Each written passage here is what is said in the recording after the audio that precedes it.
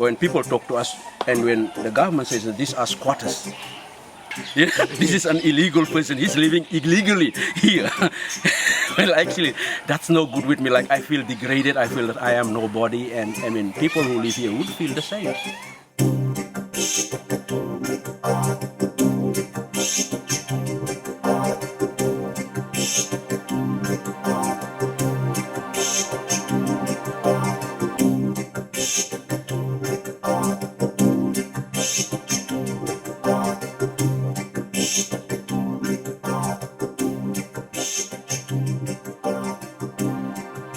Chaque fois que les bidonvilles sont tolérés, ça traduit le fait que la société accepte l'inacceptable.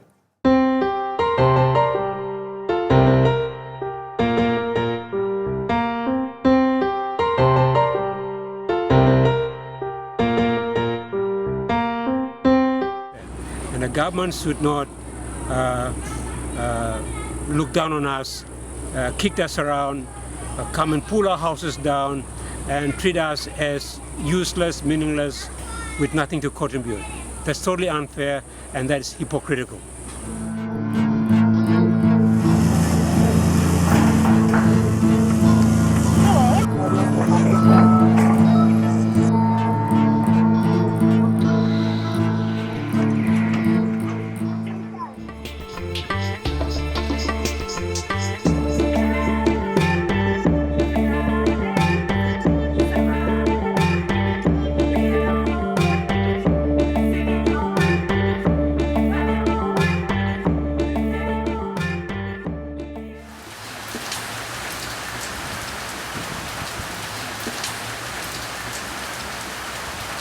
I'm the chairman of this Post 939 Southern Zone Block Holders Association.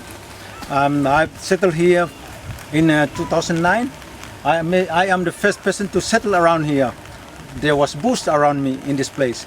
So now I have so many people coming in to stay, to build their houses here. And I am very happy that I have so many people. And we are very happy here.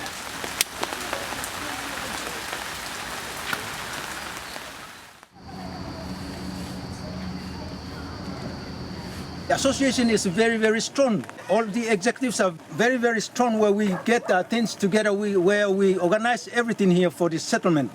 And this land we settled here, it was claimed by some people, which they said that this land belongs to them. So when we came and settled here, we did pay some amount of money. Then we settled here. We make our gardens, we make our small houses where we are living here. Everybody who is living around here just did the same thing. We make legal connection where they pull water into their blocks, even to their whatever living quarters. Just you can see it here, where he's doing all the job to get water to his family. You can see this power line going into that house. This is illegal connections, what we do from this settlement. And also water is just same as that. We pull it anywhere. We can bring it to any house. You know, even though the line is very low, it's very dangerous, but we do still live in this kind of place. Over the last 4 years, we have organized ourselves here at 8 Mile. We set up association. That association's dream is to represent the people who are living here and working in the city to bring about changes in terms of basic services, especially like water, electricity. Water is very important. Our wives and children carry water like camels every day. These are the living conditions we wish to change into more acceptable. Hello, madam. What are you doing? I want to go and fetch the water. Okay. You go and fetch the water. Yes. It's for what? For cooking? For what? For cooking and for making dishes and for feeding my children, visitors. Okay. For everybody? Yeah, for everybody. How many times do you do that per day? 3 times a day. Okay. Morning, lunch and afternoon. Okay. But sometimes lunch and the water never comes. It takes 2 hours or 2 to 3 hours to fetch the water. Okay. Good luck, madam. Good luck. Okay. Thank you. Thank you.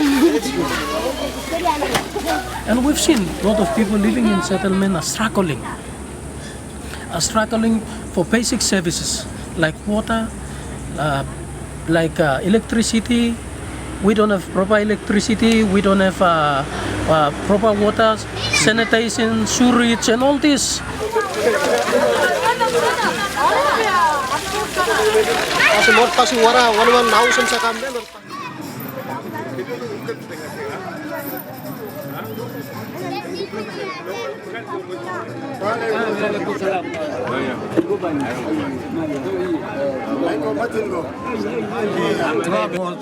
Cinq gosses, mais ma maison c'est trop serré. Je voulais marier, mais pas de place.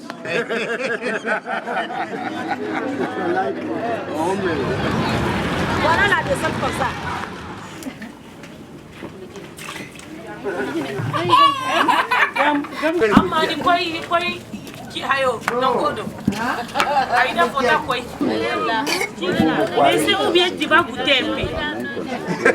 Il viendra ce soir.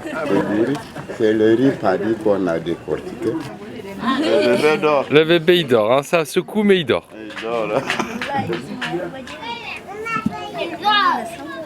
On est plus de 20 personnes qui couchent comme ça là. Encore nous sommes paysans. Et regarde comment on est serré. Mais ça ne va pas. Regarde. Regarde. 5 qui dort ici. Comme nous sommes ici, regarde. Regardez bien. Il faut qu'on s'allume le matin. Il y a plus de 20 personnes qui veulent laver avant d'aller au service. Ce n'est pas bon. Nous sommes paysans. On est fatigués. Nous sommes pauvres. Les patrons, ils s'en foutent de nous.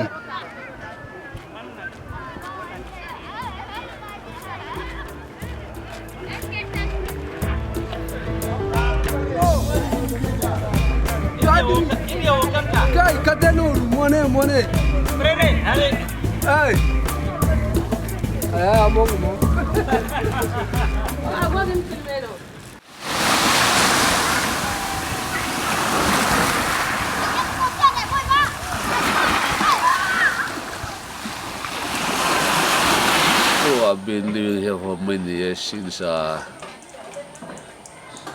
early when I'm old, small age like this, 69, my parents took us from Mali to Honel until today. Yeah.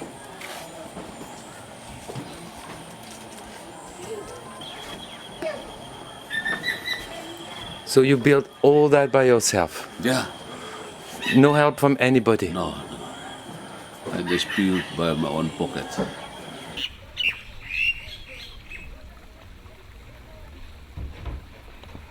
The slums in Solomon Islands, especially here in Honiara, and these 38 slums in Honiara, this is the general kind of housing you will see, a mixture of permanent houses built by those who can afford it, as well as houses that are built by what we call as bush material.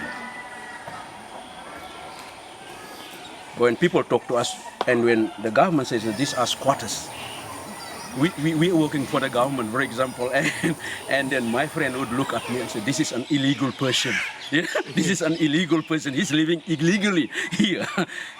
Well, actually, that's no good with me. Like, I feel degraded. I feel that I am nobody. And I mean, people who live here would feel the same.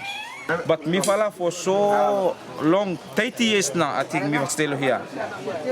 But no any road, no any electricity, no any water supply. Some there was stranded for water.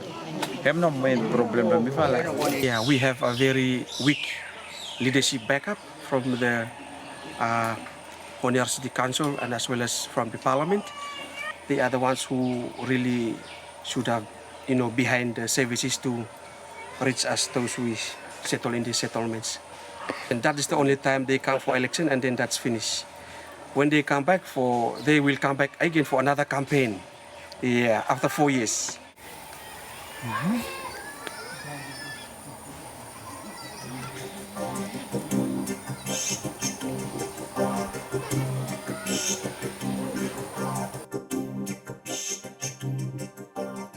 When it comes to elections, politicians don't isolate our votes and say your votes are illegal. He should own up and say, okay, I've got 16,000 from 8 Mile. That's illegal vote. Count it out. Recount my votes. But they're not doing that. They don't also say that people who live in the community come and work in our offices. Your work is illegal. Your tax is illegal. Your children that are educated in school are illegal. So if they are saying that we are illegally staying here, that means everything else that comes out of here must be illegal.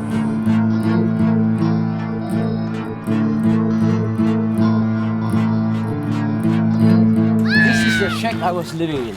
This is the eviction party that I saw you the place down there. The people that are living here are the ones that have been deprived their right to live in a proper house and settlement in the country. That's your house? Yeah, that's my house. How long have you been living here? 6 months, 6 months, 2 weeks. Yeah. So I live here with my wife. So that's how we live. You know. So these days we got a big wind and rain, so we can't sleep in the night. Yeah. That's how we cook and put our food on that place, and we save our food. Yeah.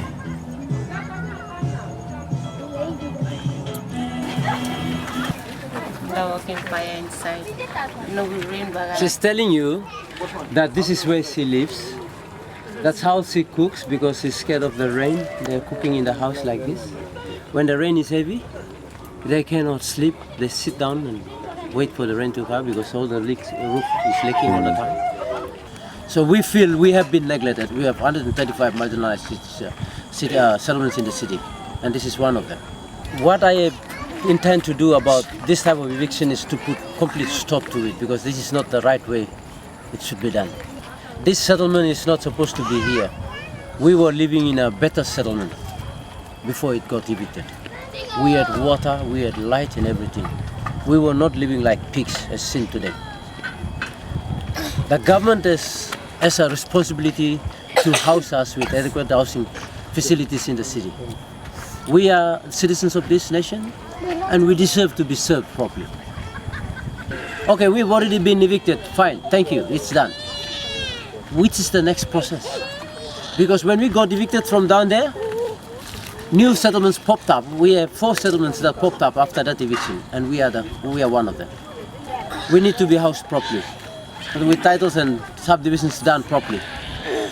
This is all state land. This is our land. We are the landlords of this land. Because it's state land, we have the right to settle on this land. Mikisim picture beliau.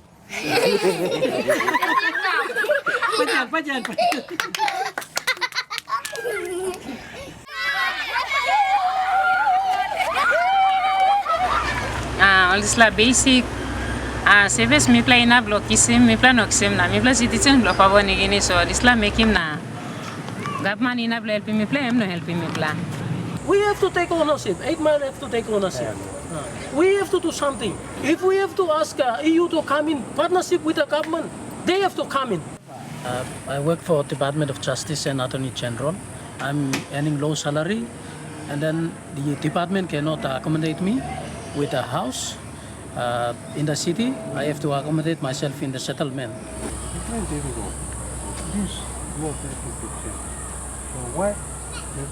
So I really want people from other part of the world to listen to us, look at us, and help us. Not so much of putting money in there, but air our view to our government. Like yourself, yeah.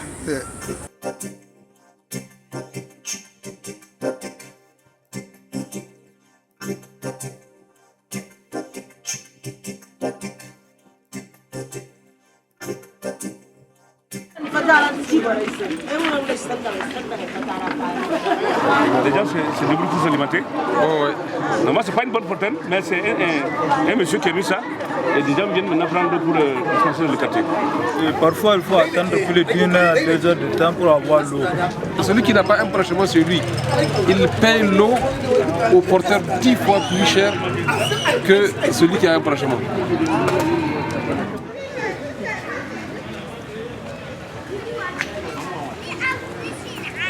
il y a la question de l'accès à l'eau potable. Et tel qu'ils sont en train d'expliquer, toute cette partie n'a pas accès à l'eau potable. Le réseau d'adduction d'eau n'est pas arrivé à ce niveau-là. Donc la question d'accès à l'eau est très préoccupante ici. Que vraiment, elle souffre. L'eau, on ne peut pas avoir. Et des fois, c'est la conseillère là qui reste. Moi-même, je reste jusqu'à 2h du matin, 3h du matin pour qu'elle gagne l'eau là. C'est l'eau pourquoi ça? C'est pour mettre sur les arbres.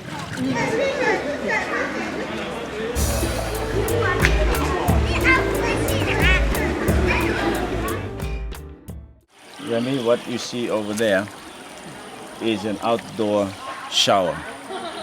The water must come from the Solomon Islands Water Authority. It is trapped into containers, and that's where they have their family shower or family bath.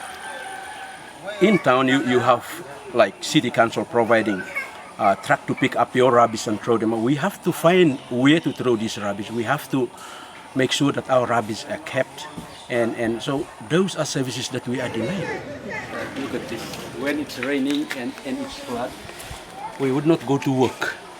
Like down here at this bridge, crossing the river. We don't cross because like it's gonna come around here.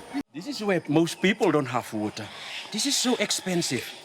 This is ripping us off. The source is drinkable, but not the wells. The wells are just used for swimming, for washing clothes, and yeah. So actually, we have to walk for about 1 kilometer to get water for drinking. And I think this water is treated somehow. It's treated, not like the one we used to go to. It's not. You think? You're not sure? I'm not too sure whether it's treated. Which I've never been to the source, and so I'm not sure whether it's treated or not. But that's where we are drinking now.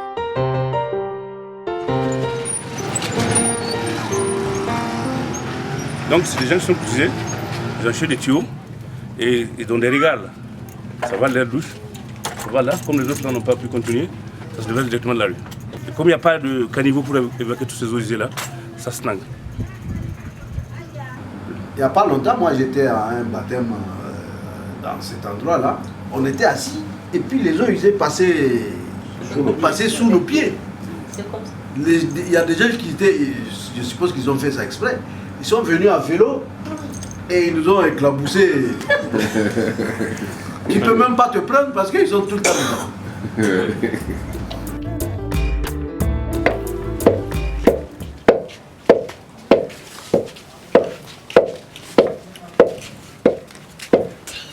Maintenant, les gens attendent la réhabilitation. C'est le projet seulement que les gens attendent. Chez nous, le vieillard, il préfère rester dans la concession que lui a laissé son ancêtre. Il ne veut pas vivre. C'est nous qui allons bouger. Mais nos papas, là, ils vont rester ici. Nos papas et nos mamans. Nous allons les laisser ici. Oui. Donc, Inch'Allah, c'est ce que nous comptons voir. Ouais. Ça a été fait en 2014. Oui. La digue de protection là. J'ai dit il n'y a pas un seul poteau d'électricité. Il n'y a pas un seul robinet dans ce quartier. Il n'y en a pas. Le collège, il y a un seul à l'entrée du village.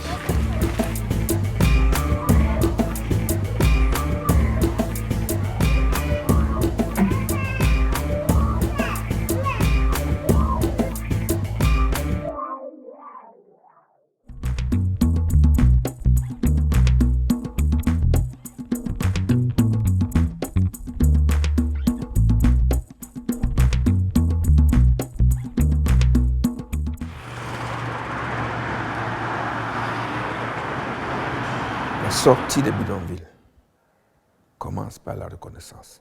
Tout commence par la reconnaissance des habitants, de leur potentiel, de leur dignité et de leur contribution. Cela veut dire que ce sont les gens-là qui font vivre votre ville. Il faut donc les reconnaître, leur donner un statut et leur donner une perspective. That you see, we are also victims of government's ineffectiveness.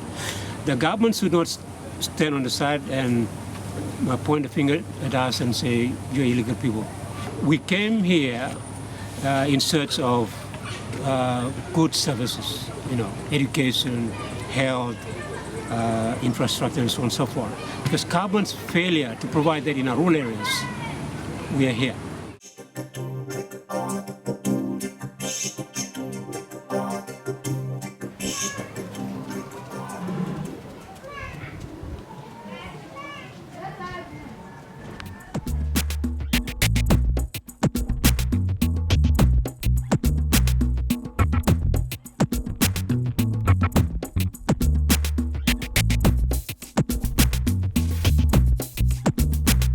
En fait, ici, les constructions, là, ils font de telle sorte que la voie, là, ils laissent la voie. Parce que si tu construis et puis tu viens sur la voie, ils vont casser ça. Donc, il y a une certaine planification que la population même essaie de mettre en pratique pour leur permettre d'avoir des voies d'accès. Tout récemment, on a vu un taxi qui passait, non?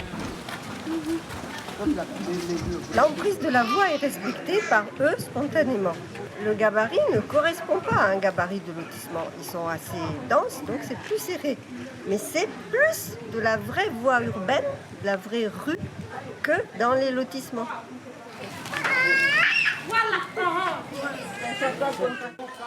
This is a meter provided by the Solomon Islands Water Authority. Yep. But then this one is only for these two households. This one, this house, and this one here. This is the owner of this meter.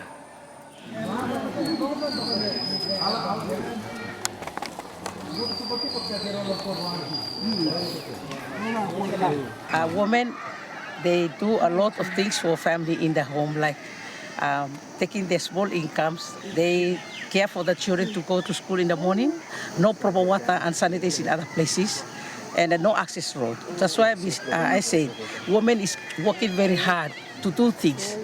Most of the women who live in the urban centers, they are not educated ones, but they try their best to do things for their children.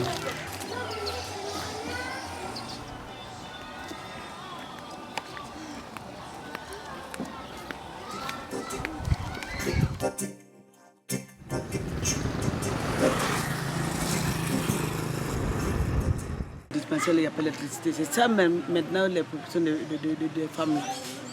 Par exemple, à partir de 20h à 21h, le palace solaire coupe. Si une femme doit accoucher, c'est un peu compliqué. Ça, moi, je peux dire au côté femme, là, moi, je suis femme, je dois répondre ça. Elle a si bien dit, quand vous partez à la maternité ou au dispensaire, il n'y a pas d'électricité. C'est une infrastructure socio-collective, mais aujourd'hui, à partir d'une certaine heure, on peut dire que ce n'est pas fonctionnel. Elle dit que dans cette zone, il y a 300 accouchements par mois. Il y a 300 femmes qui accouchent par mois. Atlanti piginini asamiga 9 pla piginini mi had lo salimum go school every day by me give mogata baspe blogata mangi na basalingo had so sample all piginini mi la remem stalaus sample taso lem go school na sample time all sig mi blano gatim ausig lo yetu so mi bla had lo sim go la ausig tu.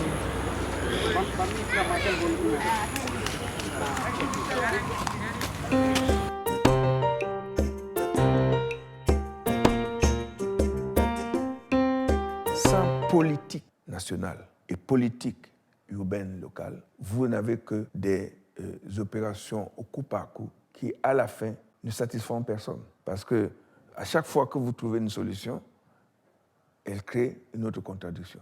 Il faut toujours se souvenir, dans son intervention, de ce mot très juste de France Fanon, qui dit « Si la construction d'un pont ne sert pas à changer le niveau de conscience des gens qui vont l'emprunter, mieux vaut les laisser traverser à la nage. » En d'autres termes, si les interventions que nous faisons ne servent pas à élever le niveau de conscience citoyenne, c'est-à-dire de droits et devoirs, des gens qui sont inclus dans ce projet, mieux vaut ne pas l'entreprendre.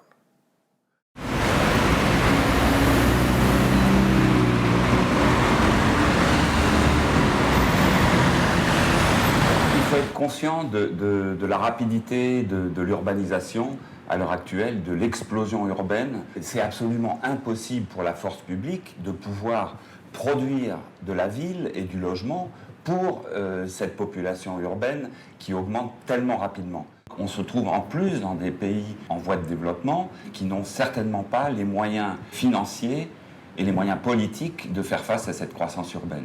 Donc le phénomène de passer par une phase d'informel est absolument nécessaire.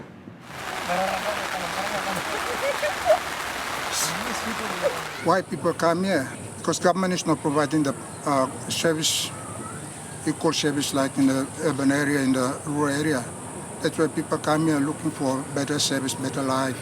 That's why they come to the cities and start settlement. I'm pretty sure the government will not benefit from evicting these people.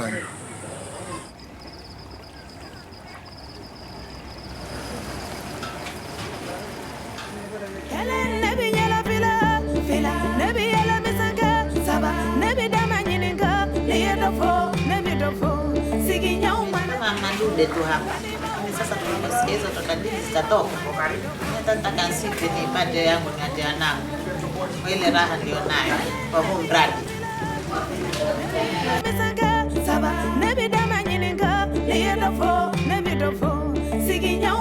Non, il faut que tu rentres, on a dit qu'il faut que tu rentres avec les transporter les briques, l'amener ici. Okay, tu commences, tu me montres comment on fait. On va te cuire plus vite. Sinon, dans la marmite. Sinon, on va te cuire plus lentement.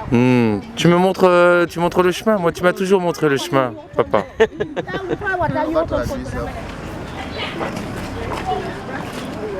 Quand vous prenez Bisgué, c'est une zone à laquelle on ne peut pas appliquer la méthode d'aménagement classique qui est le lotissement. C'est une nouvelle démarche qui est venue, c'est l'organisation communautaire. Arriver à organiser les gens autour de projets urbains qui doivent améliorer leurs conditions de vie, c'est la démarche novatrice. De pouvoir mobiliser les acteurs, de pouvoir mobiliser les populations pour identifier elles-mêmes les projets prioritaires pour les mettre en œuvre. Je pense que ça, c'est le point fort du programme. Il est en train de construire en dur même. Tu vois que le reste, c'est des matériaux précaires. Mais ici, il n'a pas de titre. Mais il construit en dur et définitif, en matériaux définitifs. Vous voyez, c'est très bien fait. C'est la question de la sécurité, l'occupation foncière. Il n'y aura pas d'éviction en tant que telle. Dans la mesure où l'État n'est pas capable de fournir ce logement et ces services, la population des bidonvilles s'organise. Les investissements qui sont faits dans les bidonvilles en termes de logement et de services sont colossaux. Au lieu de lutter contre cette dynamique, il faut absolument l'accompagner.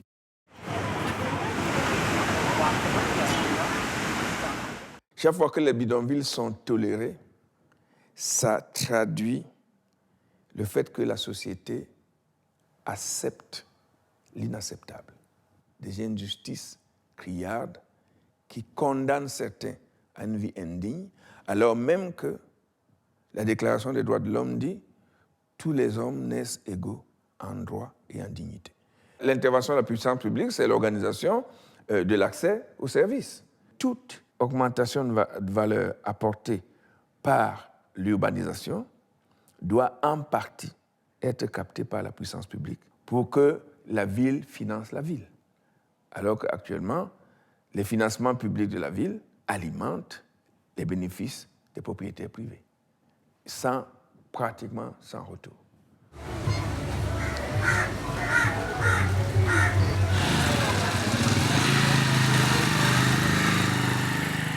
Under this program, we have planned in allocating these people the land for them to acquire the land tenure. I've been working with this community, mobilizing them towards this project for the past 4 years. Before the PSUP came in, we had the aerial view, the planning, the mapping of this area, because we wanted to know how many slums are there within the Mtwapa. So as that was done, then that is the time that we started mobilizing the community towards even drawing the maps. And as the process went on, finally we were able to start with the 2 villages, and we are looking forward to including incorporating the other villages as per funds availability.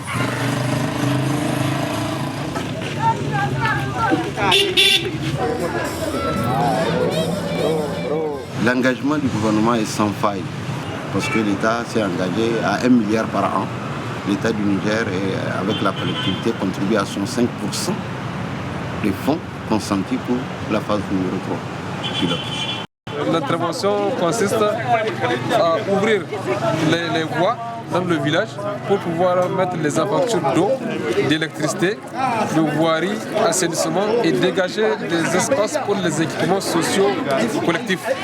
Parce que là, c'est parce qu'il n'y a pas suffisamment de percées pour pouvoir mettre les conduites. On a quelques points seulement et donc il y a un encombrement au niveau de ces points-là.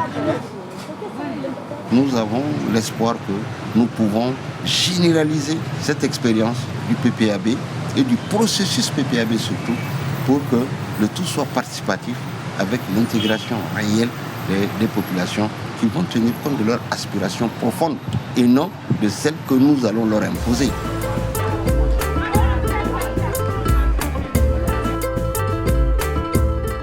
Welcome, man, woman, pikinini, youth. We will encourage you, we will come. In 2005, some of you might remember, big for a survey happened in every area of Honiara, settlements here. We're looking what the feeling is like. You are liking to help in the sanitation, the water, the power, the electricity. Come and build man tomorrow.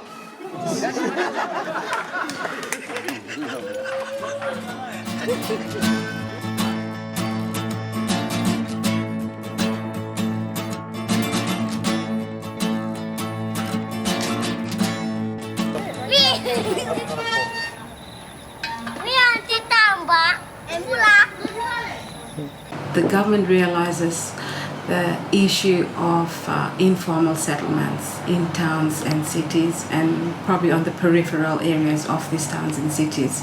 One of the main areas is actually addressing urbanization and population and informal settlements. Come inside.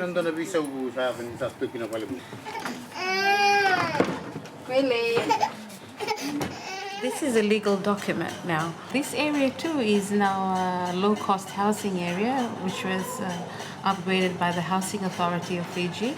As you can see, former lots are actually identified. In terms of this residential upgrading, once the subdivision is approved, then it will be shown as a zone in this case.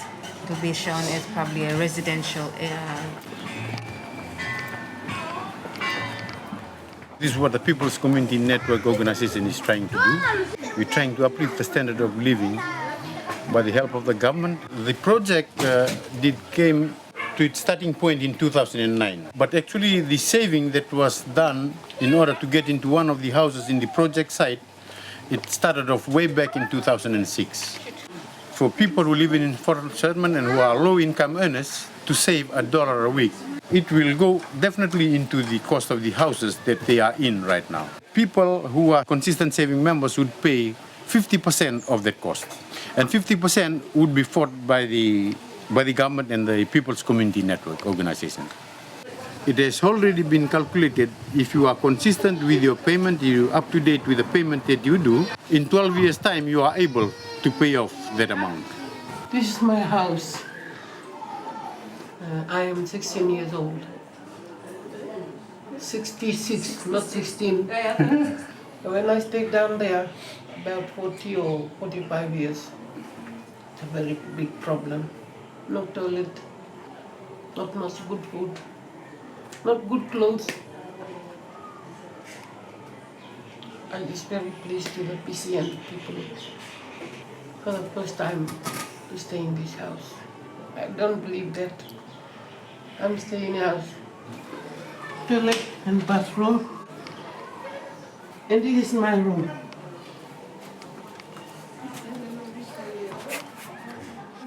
Yeah, the fridge, not very much like your fridge. Only fruit, pumpkin, eggplant, bean, egg. Yeah, when I stay here, everything have a big change. And I thank you a lot.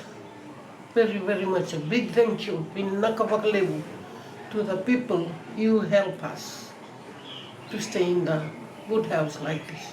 Only one thing I wish, if my age can go back for 16 or 6 years, like to do something, I can do it.